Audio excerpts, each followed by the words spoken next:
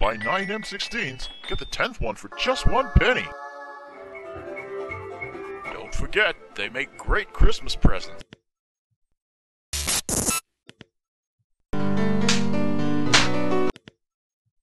Not American enough. So I'm gonna get this, and I'm gonna eat it, and I'm gonna get cancer. Yes, yeah, everything will be right. Yeah, sure. Historic moment. You now have toe cancer. Congratulations. Tastes like cancer. Yeah. I fucking knew it. Yep. I say, Chet, do you know where the nearest little chef is? Up done, yeah, don't look off. Thomas, anger the car. And I anger myself. I think I got it stuck.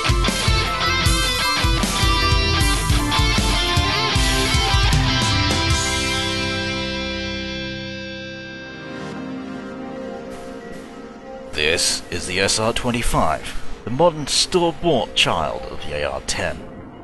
Both designed by Eugene Stoner. This rifle and its brothers form the majority of the Western world's demand for 7.62mm rifles. In America, they like it so much they adopted it twice.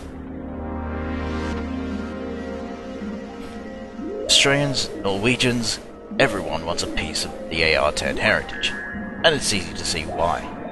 It's a strong performer, accurate, ergonomic, functional. And maybe that's why I find it a bit boring.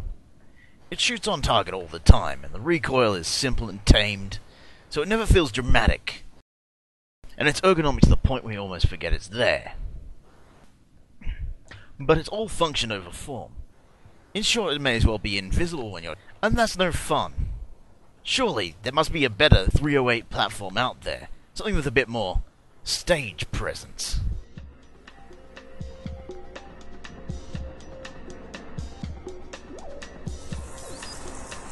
There is, and this is it.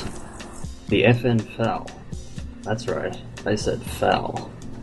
Right arm of the free world.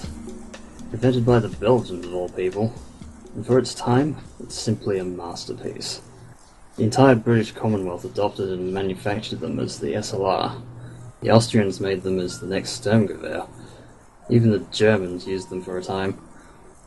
It was so well received that Brazil, with some modern niceties, still make them. The FAL is a real hammer of a gun, and well ahead of its time for function and ergonomics. Ambidextrous bolt catch, non-reciprocating charging handle, adjustable short-stroke piston, all things most new rifles tout as innovation, all put to shame by this gun from the 1950s.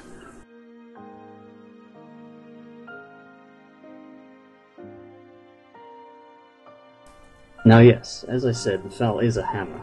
It drives nails quite well, and can shoot almost sub-MOA at 100 yards if you really wanted to. But it's light for its size, and for the caliber, so the recoil is a bit harder than the considerate push that the SR-25 gives. More like an annoying girlfriend you dated in high school that kept trying to give you a dead arm. Not hard enough to be painful, but enough to be annoying. Just like that girlfriend though, it's a looker. There's something about the lines that it cuts that are straight out of 1940s pop art. There's almost Art Deco angles, there's scaled and lathed milled parts. For a gun that was made for mass production, no expense was spared on the design. All these things rolled into one package make it the BMW M3 of battle rifles, the top of the 7.62mm pack.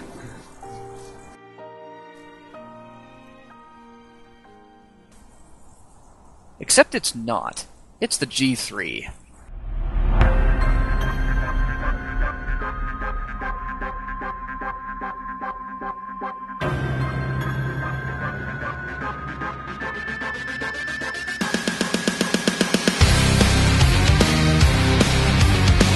Originally built by deserter Germans in Spain, the H&K G3 and its smaller sister, the MP5, for decades were the reason to buy German.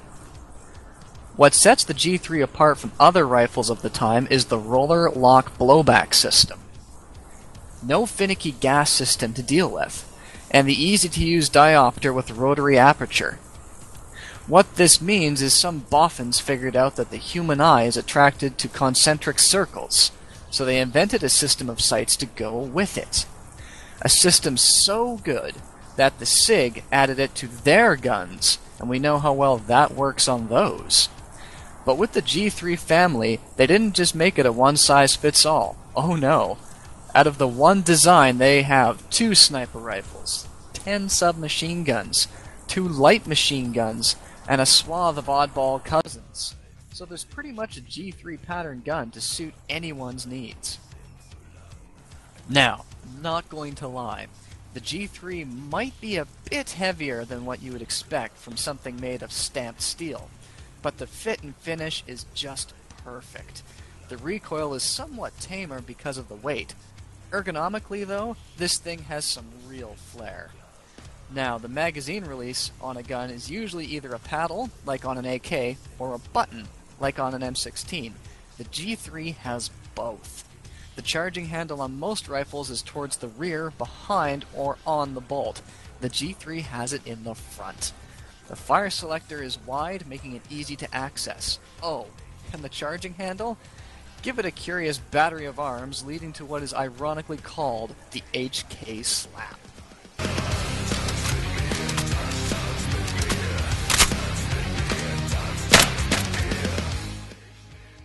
There are downsides to the G3 though. It's not quite as accurate as it could be. The optical mounting system on it is positively primitive by modern standards, and don't expect to be able to reload your casings after use. But those aren't big problems. Small niggles, really, if you're using it as a battle rifle. Simply put, there is nothing quite like a G3 or an MP5. Fact. Nothing like, I'll say. What? Those are the only things wrong with it? Just the scope mount and the violent ejection? Yes. Well, maybe the magazine's also hard to remove. I'm sorry, what? Okay. The magazine's also hard to remove if you don't lock the bolt back first. Aha, so there are problems with it. Even just as a battle rifle. Yeah, well, you didn't even mention how for the longest time there was only about 2 scope options you could mount to your precious FAL. At least the G3 mounts have normal scope ring options. The FAL didn't need scopes. The sight setup is fine.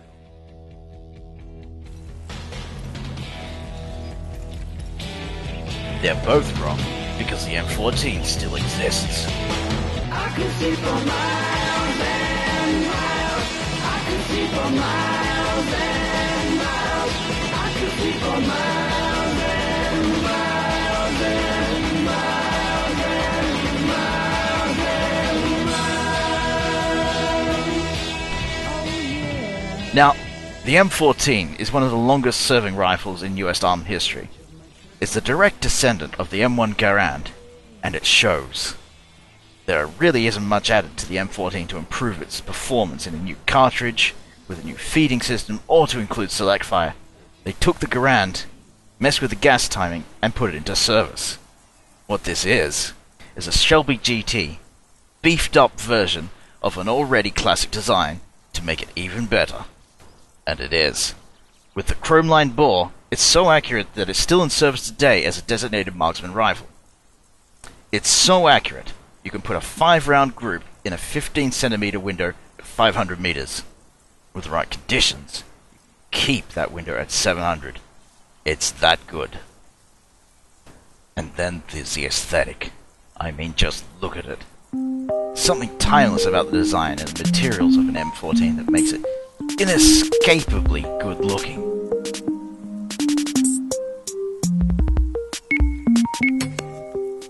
Now, I'm not going to lie, the gun is heavy, and muzzle heavy too. Center mass is somewhere beyond where most people stick their support hand. And the ergonomics on it are all ancient or afterthoughts.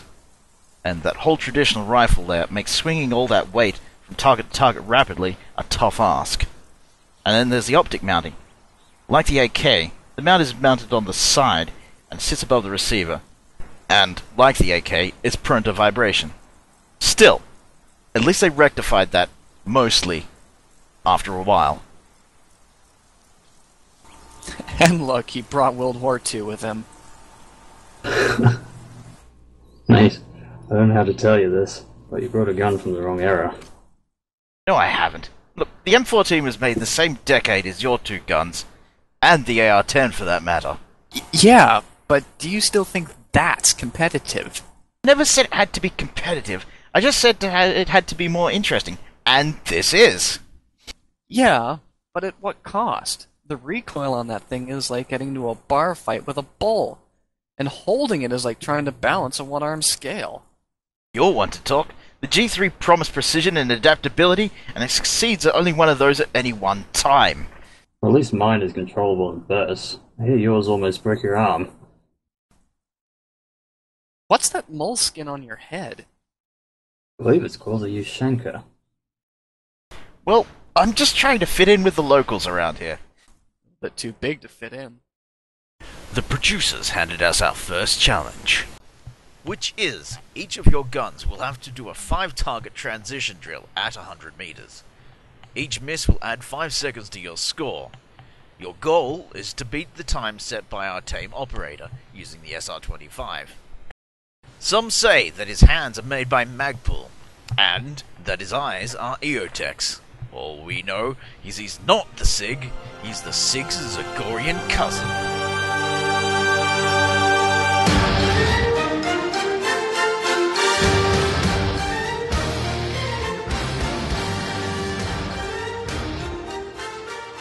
Next, it was our turn. Here we go.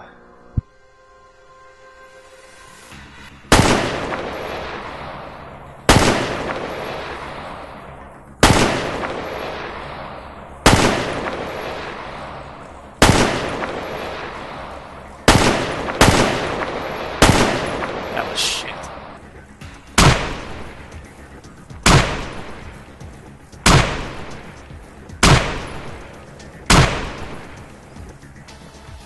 That's properly good.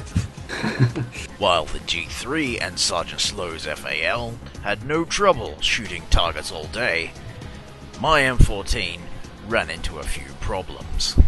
Get it ready? Meet.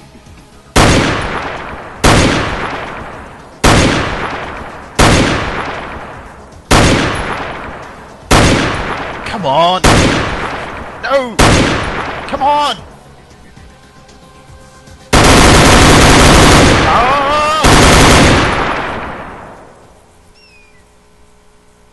Nice. I think I got it. Yeah. Yeah. While we debated our final scores, the SIG decided to not hang around. What is he doing now? A bit small, isn't it?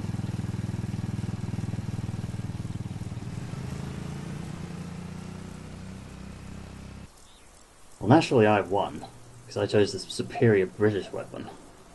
Well, of course it's a superior British weapon, because nothing ever made in Britain is inferior. Am I right?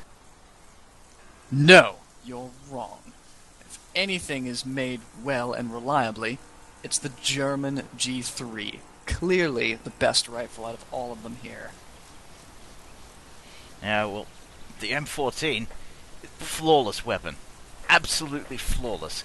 Except for one small niggling little thing. Those sights. Those sights are like trying to spot a needle at 5 miles through a ship porthole.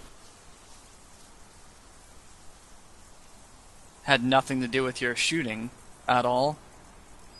No, never.